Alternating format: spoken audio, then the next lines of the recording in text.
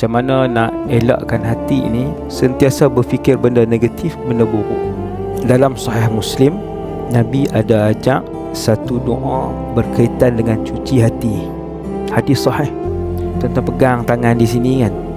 Yang ni daripada saya lah. Lepas tu tuan-tuan sebut doa Nabi tersebut untuk jaga hati, cuci hati, pelihara hati, serah hati kepada Allah. Iaitu doa dia, Allahumma ati nafsi taqwaha. Ya Allah, Kau beri ketakwaan kepada hati ni. Wa zakkiha anta khairu man zakkaha. Ya Allah, cucilah hati ni. Sesungguhnya Engkau yang paling baik menyuci hati, sebaik-baik yang mencuci hati.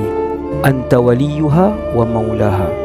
Engkaulah Tuan dan pemilik kepada hati ni. Kau yang cipta hati ni, Kau yang tahu sifat hati ni. Kita serah hati kita kepada Allah. Kita minta Allah cuci, kita minta Allah bagi takwa ke hati kita, kemudian kita serah hati ni kepada Allah. InsyaAllah hati yang penuh dengan ketakwaan dicuci oleh Allah itu akan sentiasa memikirkan perkara yang baik, positif untuk dunia dan akhirat kita. Walhamdulillahirabbil alamin.